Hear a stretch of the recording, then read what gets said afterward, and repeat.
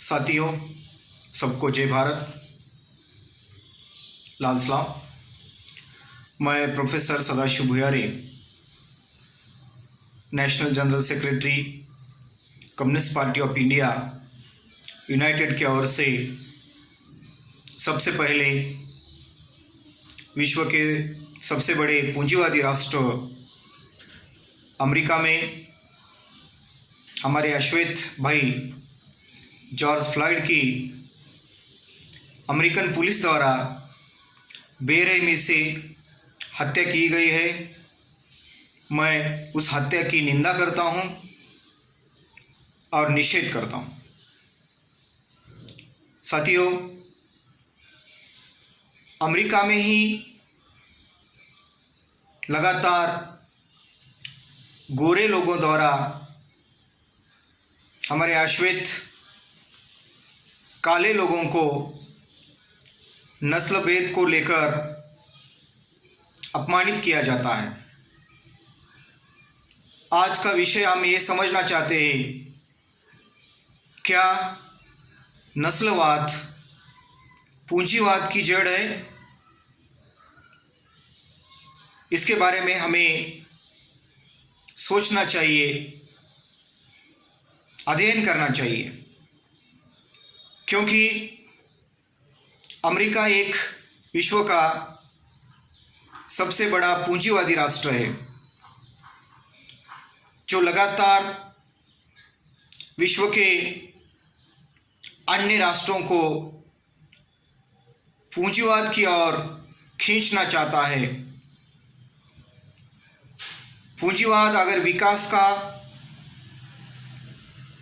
एकमात्र विचारधारा है, ऐसा अमेरिका को लगता है, तो बार बार नस्ल भेद को लेकर अमेरिका में ही काले लोगों की हत्या क्यों की जा रही है?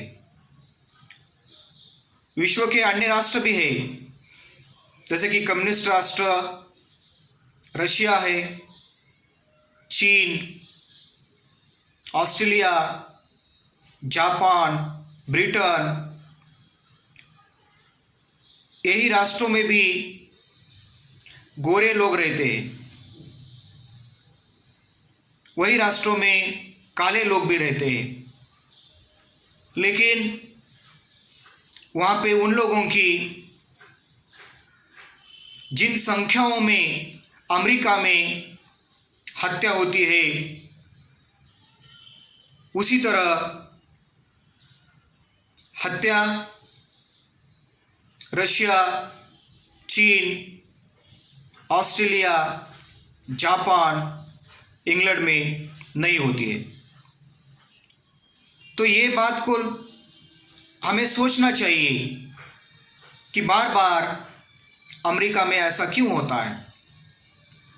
आज जॉर्ज फ्लॉयड को लेकर पूरे अमेरिका में जिस तरीके से अमेरिका के श्वेत और अश्वेत, काले और गोरे, जो पुरोगामी विचार समझते हैं, पुरोगामी विचार को मानते हैं, वो लोग रास्ते पे आकर पूंजीवादी अमेरिकन सरकार के खिलाफ संघर्ष कर रहे हैं। लाखों के तादाद में लोग इस आंदोलन में शामिल होकर डोनाल्ड ट्रंप के अमेरिकन पूंजीवादी विचारधाराओं का विरोध कर रहे हैं। श्वेत और अश्वेत को लेकर ये भेद अमेरिका में नया भेदभाव नहीं है। जिस वक्त अमेरिका में मजदूरों की ज़रूरत थी काम करने के लिए, खेती में लोगों की ज़रूरत थी, उस वक्त यूरोप के अन्य राष्ट्रों से, अफ्रीकन राष्ट्रों से लोगों को गुलामी के तौर पर लाया गया। उन्हें गुलाम बनाया गया। देखो, पूंजीवाद की विचारधारा क्या कहती है कि मनुष्य मनुष्य में भेदभाव कर जो काले लोग हैं उन्हें गुलाम बनाया जाए, ये पूंजीवाद कहता है। अमेरिका ने वैसा ही किया। हम इतिहास में जाकर अगर अध्ययन करते हैं तो हमें पता चलता है कि अमेरिका में आए हुए लोग खुद न आते हुए उन्हें जोर जबरन वहां पे लाया गया, केवल वहां के गोरे लोगों की गुलामी करने के लिए। ये बात सबसे निंदनीय है और ये जो प्रथा है लगातार अमेरिका में चलती आ रही है। यही सीख, यही विचारधारा विश्व के अन्य राष्ट्रों में भी अमेरिका के इस विचार को फॉलो करे, इसीलिए बीच बीच में अमेरिका अन्य राष्ट्रों के ऊपर अपना दबाव तंत्र बनाना चाहता है। अमेरिका को विचारों के तौर पर संघर्ष करने वाला विश्व में जो गिने चुने राष्ट्र है उसमें रशिया, चीन, ये दोनों राष्ट्रों का नाम लिया जाता है। लेकिन जब भी कम्युनिस्ट राष्ट्र अमेरिका को इस पूंजीवाद को लेकर विरोध करते हैं, उन राष्ट्रों का अन्य राष्ट्रों के बारे में, उन राष्ट्रों के प्रति विरोधी मत तैयार करने में अमेरिका सफल हो जाता है। जैसे कि अभी पूरे विश्व में कोरोना महामारी चल रही है, लेकिन एक बात की चर्चा पूरे विश्व में हो रही है कि कम्युनिस्ट राष्ट्र चाइना ने ही विश्व भर में कोरोना वायरस छोड़कर महामारी फैलाई। इसके कोई भी एविडेंस नहीं है, लेकिन ये बात की चर्चा केवल और केवल अमेरिका से शुरू हुई और पूरे विश्व भर में फैल गई। अगर ऐसी बात थी तो चीन ने कोरोना वायरस छोड़कर सबसे पहले विश्व में कोरोना के मरीज चीन में ही पाए गए। अगर ऐसा होता तो चीन में मरीज पाए जाते क्या? इसके ऊपर हमें सोचना चाहिए। दूसरी बात यह है कि चीन ने कोरोना महामारी के ऊपर विश्व में सबसे पहले काबू पा लिया है। अगर अमेरिका विश्व में सबसे बड़ा डेवलप नेशन है,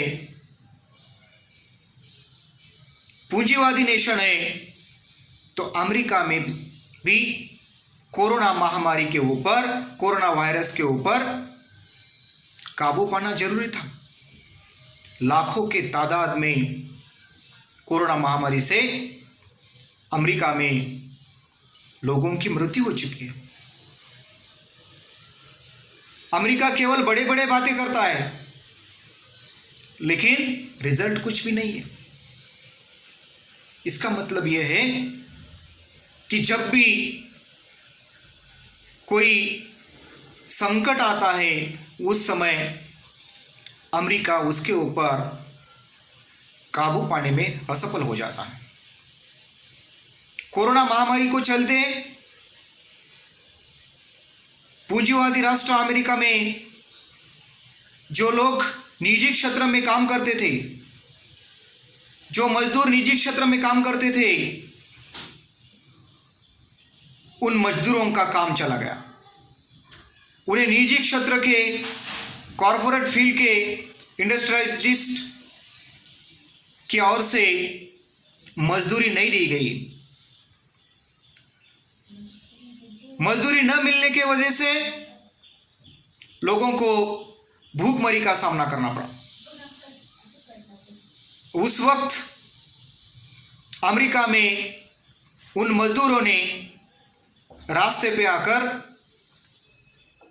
अमेरिकन पूंजीवादी सरकार के खिलाफ, डोनाल्ड ट्रंप के खिलाफ एक बहुत बड़ा संघर्ष खड़ा कर दिया। कोरोना महामारी को चलते पूरे विश्व में एक ही राष्ट्र अमेरिका है जहां पे लोग रास्ते पे आकर सरकार के खिलाफ प्रदर्शन कर रहे थे। उस वक्त भी हमें सोचना चाहिए कि निजीकरण ये राष्ट्र के विकास के लिए अवरोधक है, जो अमेरिका हमारे भारत के ऊपर भी लादना चाहता है। डोनाल्ड ट्रंप भारत में आए थे। भारत में आकर हमारे भारत के प्रधानमंत्री जी नरेंद्र मोदी उनके साथ दिल जमाई करने की कोशिश की, लेकिन ट्रंप भारत से अमेरिका जाकर जोर जोर से चिल्लाकर भारत को अपमानित करते हैं, भारत को धमकाते हैं। लेकिन हमारे प्राइम मिनिस्टर जल्द ही डर जाते हैं अमेरिका के इस धमकी से।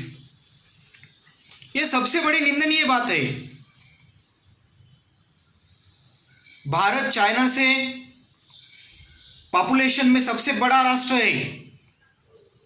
मैन पावर को हम डेवलप कर सकते हैं, लेकिन फिर भी अगर हम अमेरिका के उस बातों में आते हैं तो हमारे राष्ट्र का भी अमेरिका के तरह असफलता की ओर बढ़ना तय है। आज पूरे विश्व भर में जो नस्लवाद को लेकर निंदा हो रही है, उसकी जड़ें अगर हम ढूंढते हैं तो प्रोग्रेसिव आइडियोलॉजी के विचारक कार्ल मार्क्स कहते हैं कि पूंजीवाद का विनाश पूंजीवाद के विकास में ही है। जैसे जैसे विश्व में पूंजीवाद का विकास होता जाता है, वैसे ही पूंजीवाद का विनाश भी तय है। मार्क्स ने ऐसा क्यों कहा है? क्योंकि मार्क्स को पता था कि पूंजीवाद में सबसे ज़्यादा असमानता होती है, मनुष्य में भेद पाया जाता है, और ये भेद एक दिन इतना बढ़ जाता है, उसी वक्त पूंजीवाद में डिमेरिट शुरू होते। ये बात को लेकर अमेरिका और रशिया में दूसरे महायुद्ध के कालखंड में भी बड़ा संघर्ष हुआ, लेकिन अमेरिका हर बार हिंसा का सहारा लेती है, पिछले दरवाजे से आकर वार करती है। सद्दाम हुसैन ने भी इस्लामिक कंट्री से बिलोंग कर अमेरिका को चैलेंज किया था कि पूरे विश्व में हर एक राष्ट्र का अलग करेंसी है,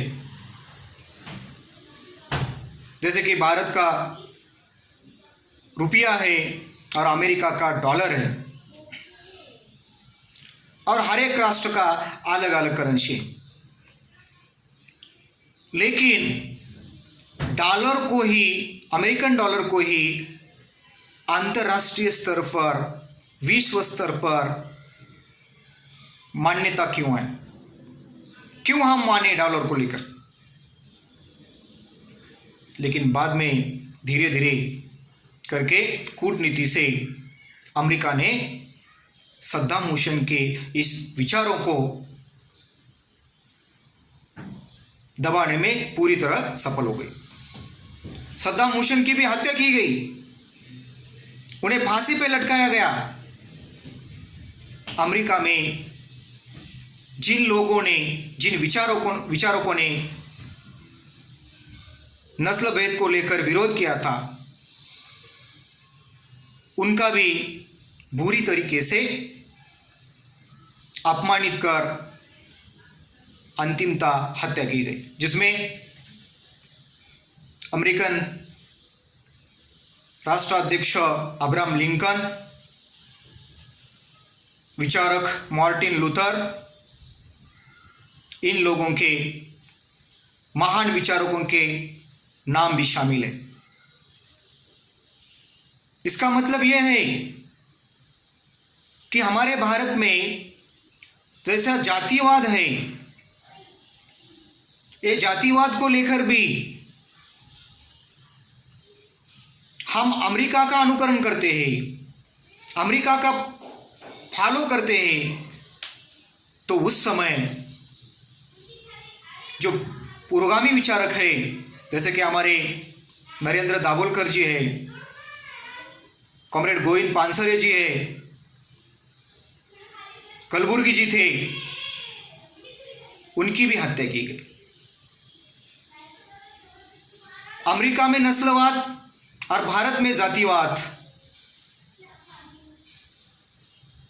ये दोनों अमेरिकन पूंजीवाद के फल,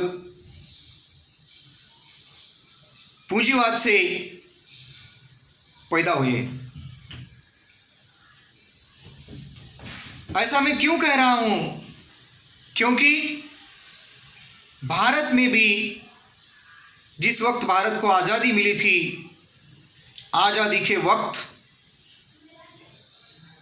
भारत में आर्थिक और सामाजिक आज़ादी नहीं मिली।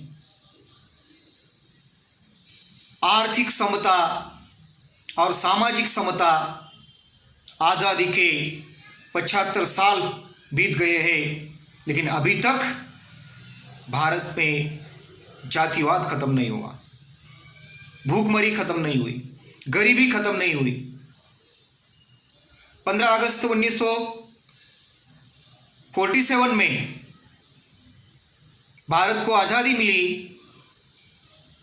16 अगस्त 1947 में भारत के कम्युनिस्ट लीडर, भारतीय कम्युनिस्ट पार्टी के लीडर कॉमरेड अण्णाभाऊ साठे ने मुंबई महाराष्ट्र में आज़ाद मैदान पर एक मोर्चा लेकर घोषणा की थी, ये आज़ादी झूठी है, देश की जनता भूखी है। अभी तक भारत की जो सोशल इकोनॉमिक इक्वलिटी के बारे में अगर हम एनालिसिस करते हैं, आज भी इक्वलिटी नहीं है, ऐसा ही हमें बोलना पड़ेगा। हमारे भारत में भी भेदभाव है, जातिवाद खत्म नहीं हुआ। अमेरिका में भी वही चल रहा है। अमेरिका में अगर अमेरिका के साथ हम चलते हैं तो अमेरिका नस्लवाद को फॉलो करता है, हम जातिवाद को फॉलो करते हैं। अमेरिका नस्लवाद को पालता है, हम जातिवाद को पालते हैं। और ये दोनों असमान तत्व जो है,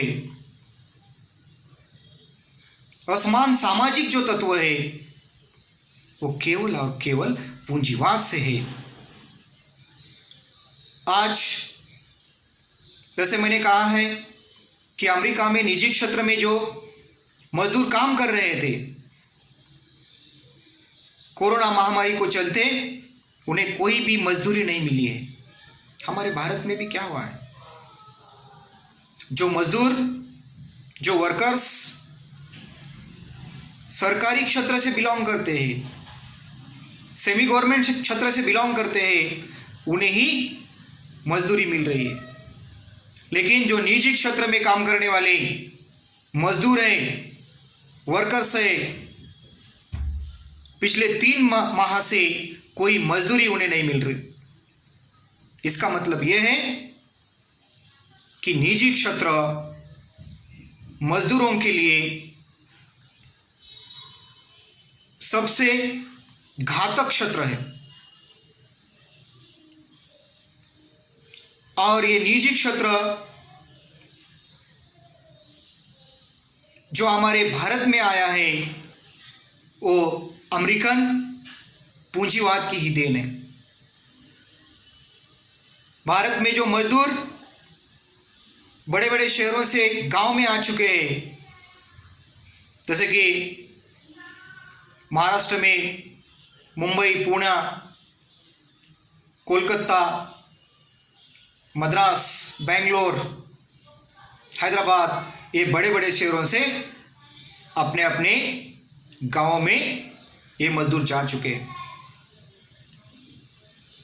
अभी उन्हें कोई काम नहीं मिल रहा है वहां पे। इसके लिए कौन जिम्मेदार है? इसके लिए अमेरिकन पूंजीवाद जिम्मेदार है। अगर हम समाजवाद स्वीकारते हैं तो उस वक्त कोई भेदभाव नहीं रहता। कम्युनिज्म और सोशलिज्म में कोई बड़ा और छोटा नहीं रहता, कोई नस्लवाद नहीं रहता, कोई जातिवाद नहीं रहता। उस हिसाब से हमें भी सोचना चाहिए कि किस तरीके से अमेरिका में आज की परिस्थितियां निर्माण हो चुकी है। अगर अमेरिका को उस परिस्थितियों के ऊपर काबू पाना है तो हमारे अश्वेत भाई और बहनों को आगे आकर बहुत बड़ा संघर्ष करना पड़ेगा। मैं हमारे अमेरिकन अश्वेत बहनों और भाइयों को